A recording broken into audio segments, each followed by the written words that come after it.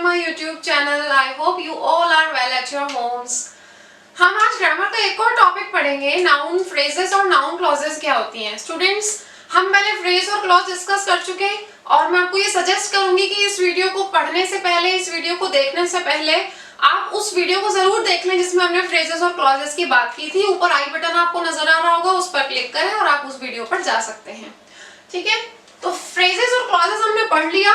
Phrases और clauses के types भी होते हैं बच्चों। नाउन फ्रेज होती है, एडजेक्टिव फ्रेज होता है, एडवर्ब फ्रेज होता है, वर्ब फ्रेज होता है। ऐसी क्लॉजेस होते हैं नाउन क्लॉज, ठीक है, एडजेक्टिव क्लॉज, एडवर्ब क्लॉज। तो इनको हम वन बाय वन डिस्कस करेंगे। क्लियर? तो नाउन फ्रेज को समझने से पहले स्टूडेंट्स हम ये देख लें कि नाउन क्या होती है।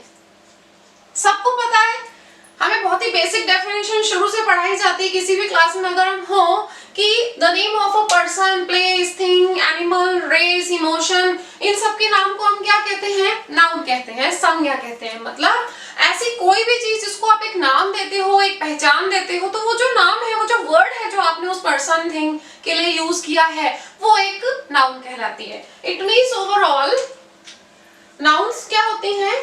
बेसिकली नाउन्स आर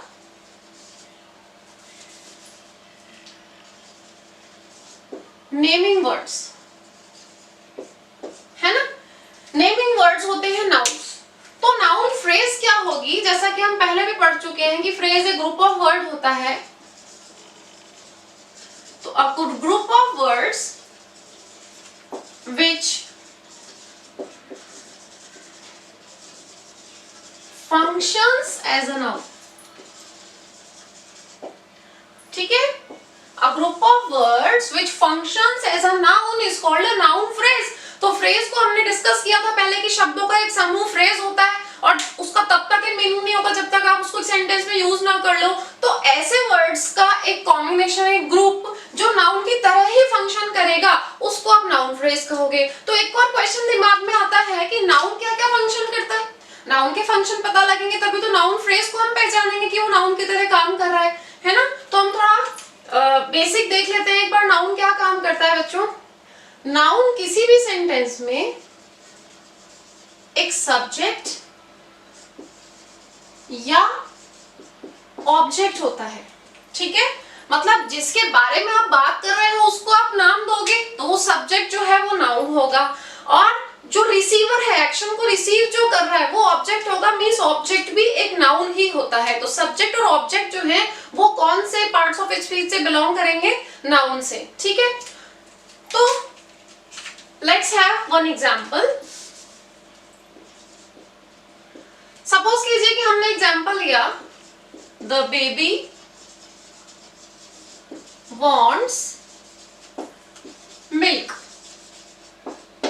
ठीक है, बेबी को दूध चाहिए, द बेबी wants मिल्क। तो यहां जो द बेबी है वो सब्जेक्ट है, wants एक वर्ब है और मिल्क एक ऑब्जेक्ट है। ठीक है, द बेबी wants मिल्क, यहाँ पर द बेबी सब्जेक्ट है और मिल्क जो है वो want का ऑब्जेक्ट है। तो ये दोनों वर्ड्स जो हैं वो किस फैमिली से बिलोंग करेंगे? नाउन से। मिल्क, देखो ये एक चीज है, आपको जब भी नाउन को पहचानना हो ना, तो आप ये देखो, अगर नाउन एक पर्सन और एक थिंग का नाम होता है, एनिमल का नाम होता है, तो मतलब नाउन की जगह पे क्या आ सकता है? somebody और something। भाई आप जो नाम दोगे वो somebody और something को दोगे ना, या तो एक चीज को या एक पर्सन को। ठीक है, तो somebody और something जहां जहां आप लिख सकते हो वहां वहां वो किसकी जगह होगी? नाउन की जगह होगी। आप यहाँ कह सकते हो ना, देखो somebody wants something, ये मैंने शॉर्ट फॉर्म्स यूज की हैं। somebody की शॉर्ट फॉर्म s भी यूज करेंगे हम, और something की शॉर्ट फॉर्म sh यूज करेंगे। तो somebody wants something, तो something की जगह पे कौन सा पार्ट्स ऑफ स्पीच आया है? नाउन आया है। अब वही अगर मान लीजिए ये सेंटेंस ऐसा हो, the baby wants to play। ठीक है, the baby wants to sleep। अगर इस तरीके से सेंटेंस हो तो सोचो, आपने समथिंग की जगह पे जहां मिल्क लिखा था, ये समथिंग की ही तो जगह है। अभी भी तो आप इन दोनों चीजों के लिए यही कहोगे, द बेबी wants समथिंग। तो वो समथिंग अब यहाँ पर क्या है? टू प्ले और टू स्लीप। लेकिन आप ध्यान से देखो, ये पर्टिकुलर एक नाउन नहीं है, इसके साथ टू भी जुड़ा हुआ है। अब ये एक शब्दों का समूह हो गया, अब ये ग्रुप ऑफ वर्ड हो गया, इसलिए क्योंकि ये समथिंग की जगह पे आ रहा है, नाउन की जगह पे आ रहा है, इसलिए आप इस कॉम्बिनेशन को क्या नाम दे सकते हो? नाउन फ्रेज दे सकते हो। ठीक है, अभी हमने ऊपर पढ़ा कि नाउन सब्जेक्ट और ऑब्जेक्ट हो सकता है किसी सेंटेंस का, तो यहाँ जो नाउन फ्रेज है वो इस सेंटेंस में किसका काम कर रहा है? ऑब्जेक्ट का काम कर रहा है। ठीक है, ऑब्जेक्ट का काम कर रहा है तो फिर सब्जेक्ट का भी कर सकता है ना कहीं। ठीक है, देखिए जरा एग्जांपल।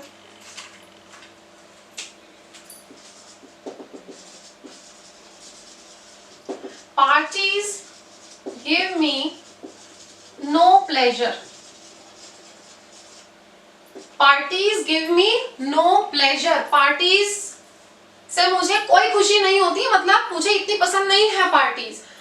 तो something gives me no pleasure, कुछ ना कुछ तो है, एक ऐसी चीज है जो मुझे कोई सुख नहीं देती है, मुझे मजा नहीं आता है उस काम को करने में। मतलब यहाँ पार्टीज जो है वो समथिंग है, मतलब ये जगह किसकी? सब्जेक्ट की। पार्टीज एक नाउन है।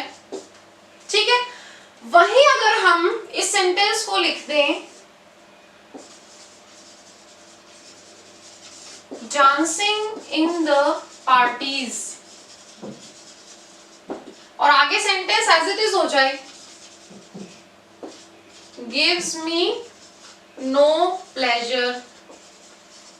ठीक है, dancing in the parties gives me no pleasure. देखो ऊपर वाले सेंटेंस में समथिंग क्या था? पार्टीज। ठीक है, वो एक नाउन है।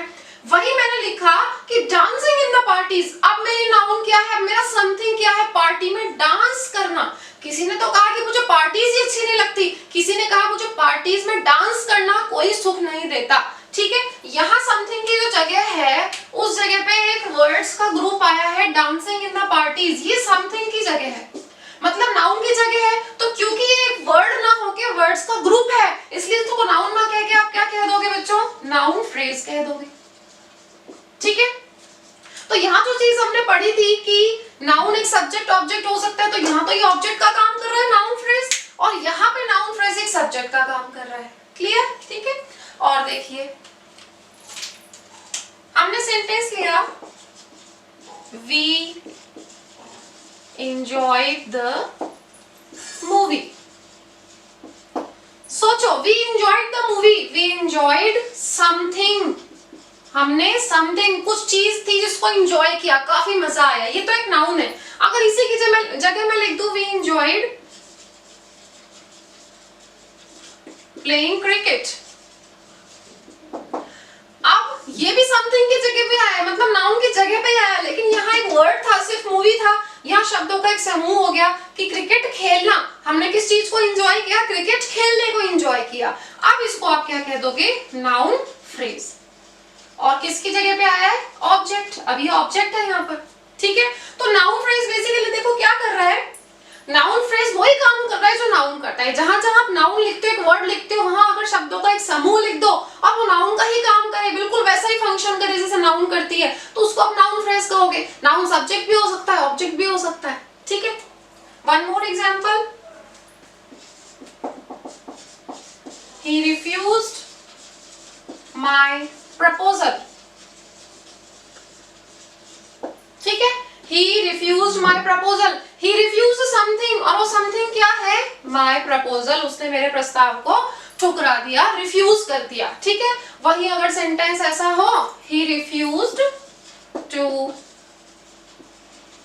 answer my question, उसने मेरे सवाल का जवाब देने से मना कर दिया, he refused to answer my question।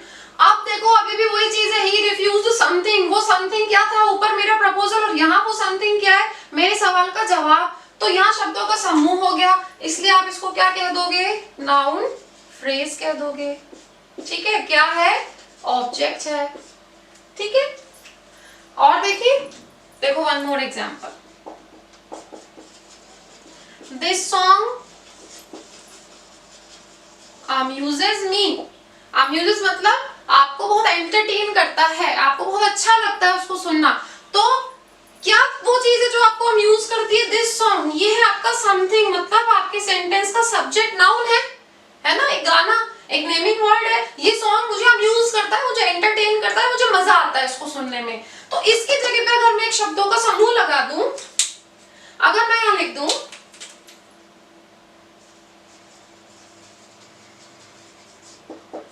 Listening to this song,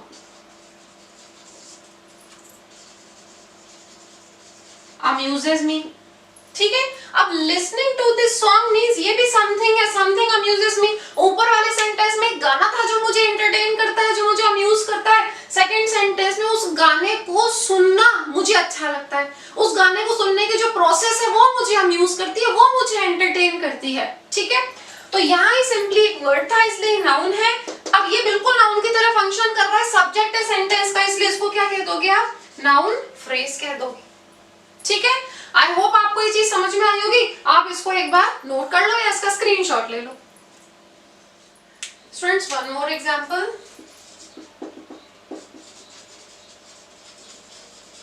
have you ever tried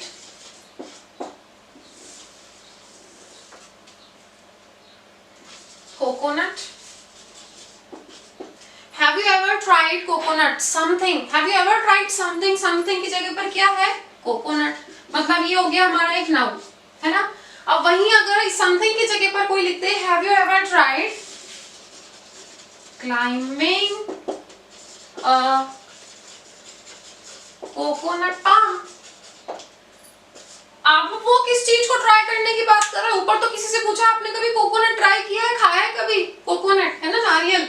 लेकिन किसी ने पूछा have you ever tried climbing a coconut palm. अब यहाँ पर एक एक्शन है, एक प्रोसेस है, वो है समथिंग की जगह पर कि आपने कभी कोकोनट के पेड़ पर चढ़ने की प्रक्रिया को, इस प्रोसेस को ट्राई किया है क्या? कभी चढ़े हो आज तक? तो ये जो ग्रुप ऑफ वर्ड्स है, जो काम तो नाउन की तरह कर रहा है लेकिन ग्रुप ऑफ वर्ड्स होने की वजह से एक नाउन फ्रेज है, तो समथिंग की जगह समथिंग आ रहा है ना, ठीक है। अब हम देखते हैं इसका एक और एग्जांपल। देखिए students, The lady is my aunt। छोटा सा सेंटेंस है, ठीक है। The lady is my aunt। The lady is tall।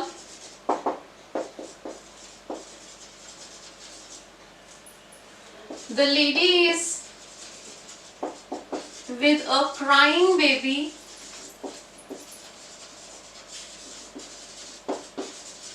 in her lap। The lady is standing in the corner, ठीक है। मैंने कुछ सेंटेंसेस लिखे हैं कि वो लेडी मेरी आंटी है, वो लेडी टॉल है और उस लेडी की गोद में एक रोता हुआ बच्चा भी है और वो लेडी कहाँ पर खड़ी है? कॉर्नर में खड़ी है, ठीक है। मतलब मुझे बोलना है भाई लेडी के लिए क्या क्या चीजें दे रखी है। मैं रेड पेन से अंडरलाइन कर रही हूँ, लेडी के लिए क्या क्या चीजें दे रखी है कि वो टॉल है, crying baby in her lap, है ना, और वो कहाँ पर खड़ी है? Standing in the corner. ये सारी चीजें लेडी को और ज्यादा डिस्क्राइब कर रही है उस लेडी के बारे में एक्स्ट्रा इन्फॉर्मेशन देके। अब अगर मैं चाहूँ कि भाई सारी चीजें लेडी के साथ ऐड कर दूं और फिर एक सिंपल सेंटेंस, एक पूरा लंबा सेंटेंस बना दूं इंस्टेड ऑफ 4 शॉर्ट सेंटेंसेस, तो कैसे बनाएंगे? देखो, आप बोलेंगे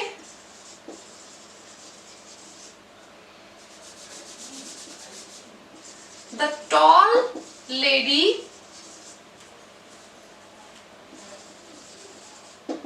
with a crying baby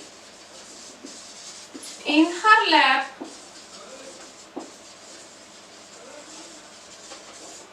standing in the corner, ठीक है,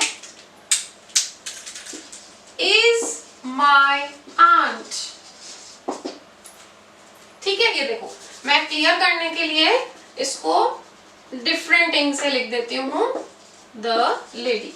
हमारा मेन सेंटेंस देखो क्या था? मेन सेंटेंस की वो लेडी मेरी आंटी है। कौन सी लेडी? उस लेडी के बारे में मेरे पास 3 इंफॉर्मेशन थी कि वो लंबी है, उसकी गोद में रोता हुआ बच्चा है और वो कॉर्नर में खड़ी है। तो मेरा मेन सेंटेंस तो अभी भी वही है, the lady is my aunt, है ना। तो मेरी वर्ब ये है, ये मेरी वर्ब है, यहाँ से स्टार्ट हो रही है। मतलब वर्ब से पहले का पूरा हिस्सा यहाँ से और यहाँ तक का क्या कहलाएगा? सब्जेक्ट। सब्जेक्ट मतलब नेमिंग वर्ड आएगा यहाँ पर somebody या something, तो somebody की अगर मैं बात करूं और यहाँ पर एक नाम लिख दूं N या Annie is my aunt, Annie नाम है सपोज लेडी का, Annie is my aunt, इस पूरे इतने बड़े वर्ड्स का जो कॉम्बिनेशन है ग्रुप है उसकी जगह पे मैंने सिंपली क्या लिख दिया, Annie, मतलब ये जगह तो किसकी है, नाउन की है ना। आप यहाँ पर she भी लिख सकते हो, she is my aunt, मतलब ये पूरी जगह किसकी है, नाउन या फिर प्रोनाउन की। तो नाउन की जगह पर मैंने ग्रुप ऑफ वर्ड्स लिख दिया जो वही काम कर रहा है जो एक नाउन करती है। तो ऐसे ग्रुप ऑफ वर्ड्स को क्या कहोगे, नाउन फ्रेज कहोगे। समझ में आ गया? तो ये पूरा एक नाउन फ्रेज है जो नाउन की तरह ही काम कर रहा है। क्लियर? अब हम देख लेते हैं नाउन क्लॉज क्या होता है। मैं फिर वही कहूंगी स्टूडेंट्स, नाउन क्लॉज को, नाउन फ्रेज को समझने से पहले मेरा वो वीडियो जरूर देख लें जिसमें हमने क्लॉजेस और फ्रेजेस की बात की, नहीं तो आपको ये वाला वीडियो समझ में नहीं आएगा। ठीक है, तो जैसा कि हम पढ़ चुके हैं, क्लॉज भी क्या होता है, अ ग्रुप ऑफ वर्ड्स, है ना,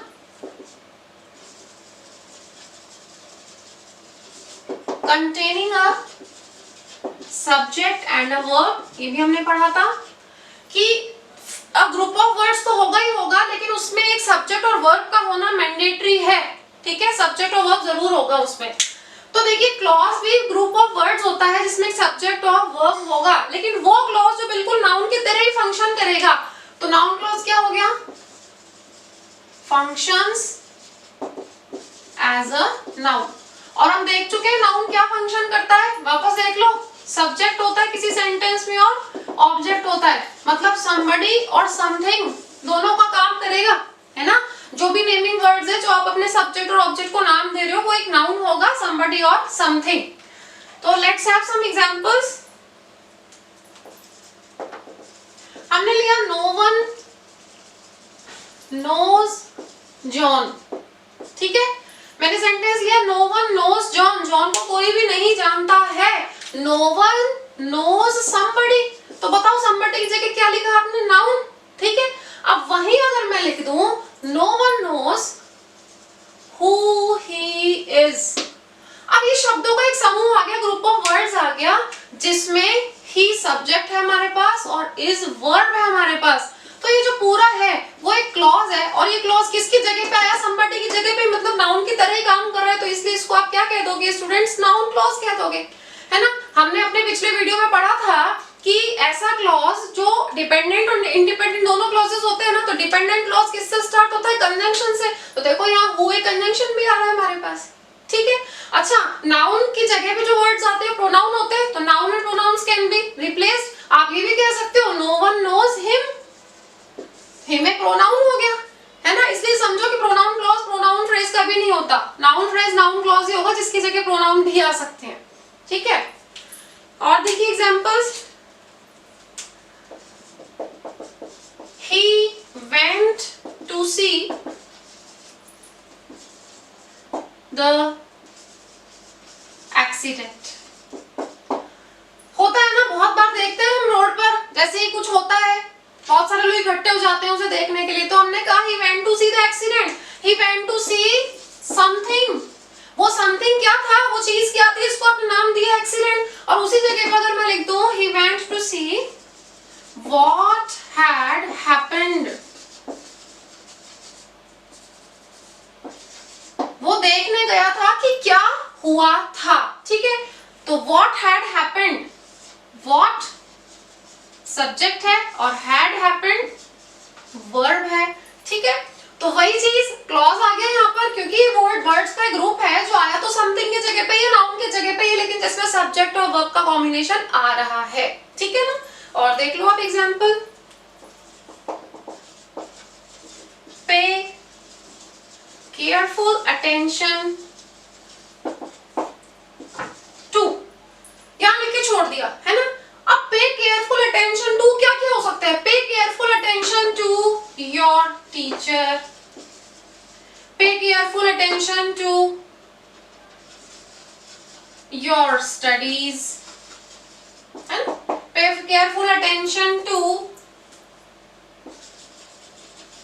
what I am going to say। तो देखिए जब आपने कहा पे केयरफुल अटेंशन टू, ये सब किसकी जगह पर आ रहे हैं, ये सब आ रहे हैं पे केयरफुल अटेंशन टू समथिंग और somebody, दोनों की जगह है ये। तो यहाँ योर टीचर तो somebody है जो कि सिंपली एक नाउन है ना। Pay careful attention to your studies मतलब समथिंग, किसी चीज की तरफ ध्यान देने को कहा जा रहा है कि अपनी पढ़ाई की तरफ ध्यान दो, ये भी एक नाउन है, समथिंग की जगह आ रहा है। ये भी तो somebody और something की जगह पे आ रहा है जब ये वर्ड्स आ रहे हैं। तो pay careful attention to what I am going to say, जो मैं कहने जा रही हूँ ना उसकी तरफ ध्यान दो। तो what I am going to say, I subject है और एम गोइंग क्या हो गया, वर्ब हो गया। तो मैंने ऊपर लिखा हुआ भी है, पढ़ाया भी है पहले कि सब्जेक्ट और वर्ब का जो कॉम्बिनेशन लिया हुआ ग्रुप ऑफ वर्ड्स होता है वो क्लॉज होता है, और वो क्लॉज जो नाउन की जगह पर आए, नाउन की तरह ही काम करे, उसको नाउन क्लॉज कहोगे, है ना। और देखिए what I want is peace, what I want is peace, जो मुझे चाहिए वो पीस है। तो देखो what I want is peace, तो यहाँ जो I है वो सब्जेक्ट है और want वर्ब है।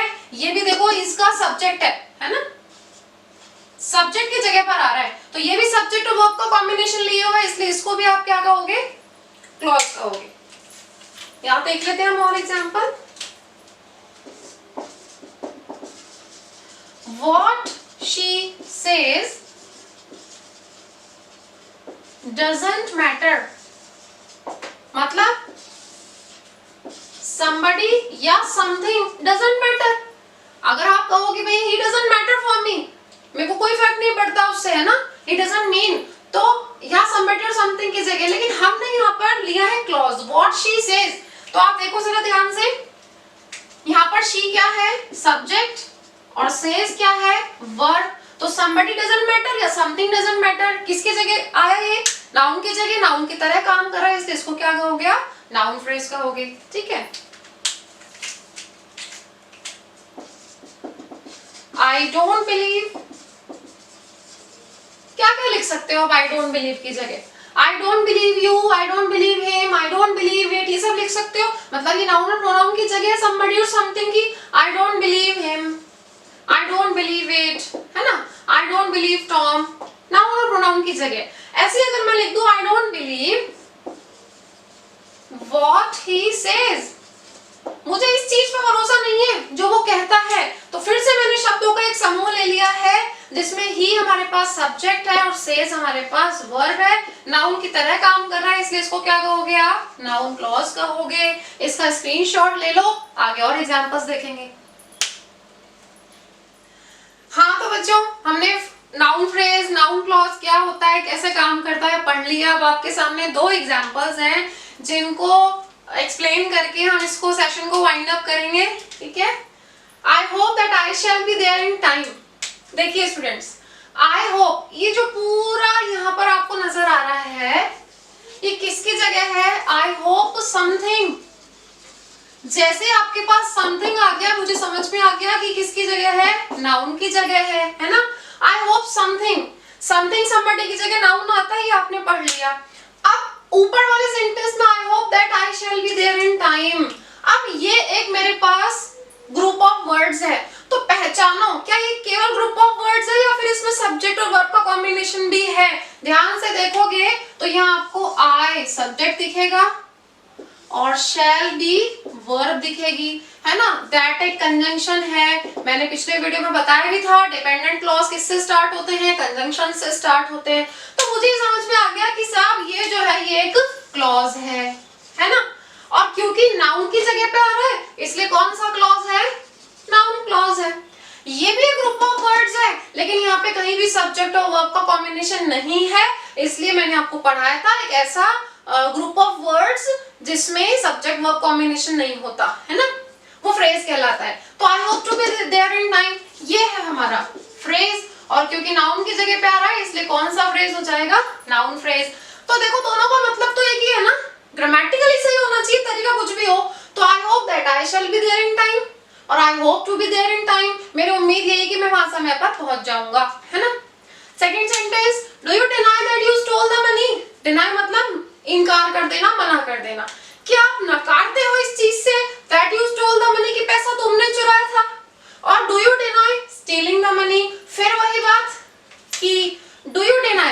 यहां से लेके यहां तक का ये किसकी जगह है? समथिंग की। Do you deny? समथिंग है ना, समथिंग है, फिर से समझ लो समथिंग की जगह पर एक नाउन आएगी, नाउन सब्जेक्ट या ऑब्जेक्ट का काम करती है, यहाँ ये ऑब्जेक्ट का काम कर रही है, यहाँ पे भी ऑब्जेक्ट का काम कर रही है।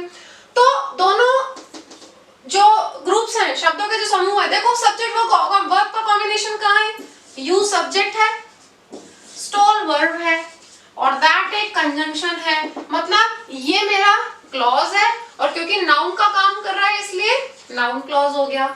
स्टीलिंग द मनी, ये शब्दों का ग्रुप तो है, अ ग्रुप ऑफ वर्ड्स है, लेकिन यहाँ सब्जेक्ट वर्ब कॉम्बिनेशन नहीं है, लेकिन काम किसकी तरह कर रहा है? नाउन की तरह, इसलिए इसको क्या कहोगे आप? नाउन फ्रेज कह दोगे। शब्दों का समूह जिसमें सब्जेक्ट वर्ब नहीं होता है ना, और सेंटेंस में यूज ना हो तब तक उसको कोई एग्जिस्टेंस नहीं होता, कोई मीनिंग नहीं होता। ठीक है, तो यहाँ भी समथिंग की जगह थी, यहाँ भी समथिंग की जगह थी, तो शब्दों का ऐसा समूह जो नाउन की तरह ही काम करता है उसको आप फ्रेज कहोगे, और जिसमें सब्जेक्ट वर्ब का कॉम्बिनेशन भी होता है उसको क्या कहोगे आप? क्लॉज कहोगे, नाउन क्लॉज, है ना। समथिंग की जगह पे देखो आप लिख सकते हो ना, do you deny the report? क्या आप इस रिपोर्ट को नकारते हो, मना करते हो, है ना, विश्वास नहीं करोगे इस रिपोर्ट पे? तो द रिपोर्ट क्या है? नाउन है। क्लियर? ठीक है, तो हम इस सेशन को आज यही वाइंड अप करते हैं, आप इसका स्क्रीनशॉट ले लीजिएगा। तो आज के लिए स्टूडेंट्स इतना ही। आई होप आपको समझ में आया होगा नाउन फ्रेज, नाउन क्लॉजेस क्या होते हैं। मिलेंगे हम अपने नेक्स्ट वीडियो में जो कि होगा एडजेक्टिव फ्रेज और एडजेक्टिव क्लॉज पर बेस्ड। ठीक है, तो please subscribe to my channel और अपने दोस्तों के साथ ज्यादा से ज्यादा मेरे वीडियोस को शेयर करें ताकि जरूरतमंद स्टूडेंट्स के पास इस तरह के वीडियोस पहुंच पाए और उनकी पढ़ाई रुक ना सके।